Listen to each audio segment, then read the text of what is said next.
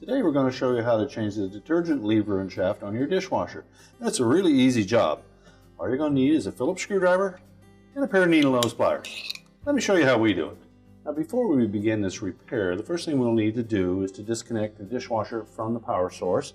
So if it's a portable like this one, simply unplug it from the receptacle. If it's a built-in, locate the fuse panel or breaker panel and disconnect the power at that point. Well, next, open the door. Then we're going to remove 7 Phillips screws that secure the inner door panel to the outer door panel. Now take note that the 2 screws at the very bottom of the door are a machine thread screw, and all the rest of them are a self-tapping type, so make sure we don't mix those up when we put it back together.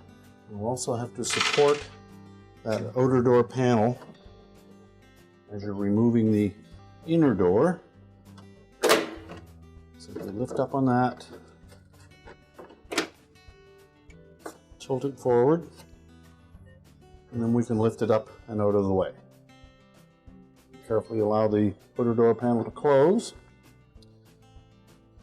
Now with the backside of that inner door panel exposed and the soap box in the open position, this is how that mechanism should appear. Now there is a spring on the bottom of it that is hooked over a little post, and the hook end of the spring is attached to this black actuator arm. Just take note of the orientation of those components before we disassemble any farther. This view is with the soap door in the open position. And this is the end of the shaft that the lever is attached to, and it's a split shaft so that we would compress it to pull it out through from the front. Now there's a spring that wraps around this actuator lever. It hooks on the inner hub of the actuator, and the long portion of the spring catches on a flat tab that is part of the inner door panel. Now if you have a digital camera, it's a good idea to take a photograph of this assembly in this position. There's a projection on that actuator that engages the metal lever for the rinse aid dispenser. And there's a cam that comes up and contacts the lever on the timer. So the soap box in the open position will support that from the other side of the inner door panel. And with a pair of needle nose pliers, we're going to very gently squeeze the end of that shaft together, and that will allow us to pull that through from the front.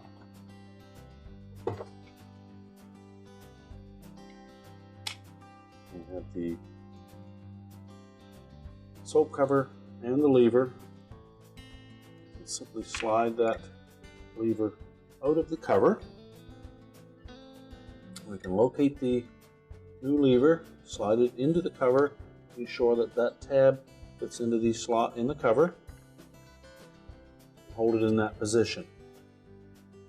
Now the shaft of this lever has 2 flat sides to it. One is slightly larger than the other that mates up with the back side of this assembly. We'll carefully slide this through in about this position from the front. Hold the actuator and spring assembly in place. You'll need to apply a fair bit of pressure to the front to push that through and make sure that we have the cover engaged with the lever.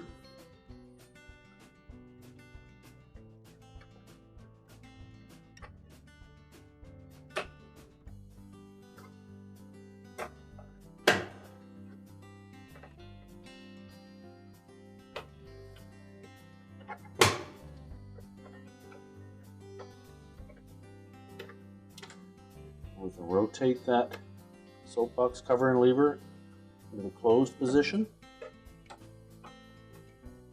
And at this point, the timer would engage that cam and hold it there. Make sure we still have spring tension on it. It's closed position and open position. Now at this point, we can reinstall the inner door panel to the outer door panel.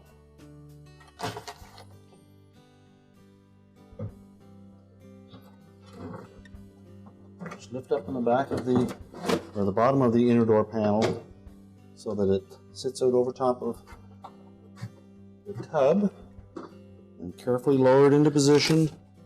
Make sure nothing is jamming.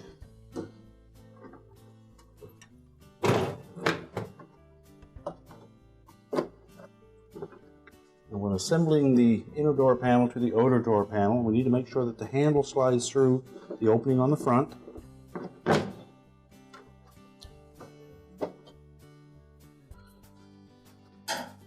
You can lift up on that slightly with your screwdriver, just enough to push it through. Now, just while holding that together, make sure that the lever is in its right position. Then we can reassemble these screws that hold the inner door panel to the outer door panel. We'll start with the two on the bottom, the machine thread ones.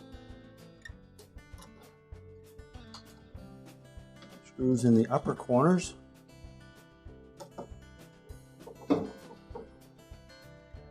Now make sure all of those screws are secure. We'll check the operation of the door latch. And check the operation of the soap box. We'll force it into an open position. It should spring to a fully open position and have tension on that spring and still be able to lock in the closed position. And our repair is complete.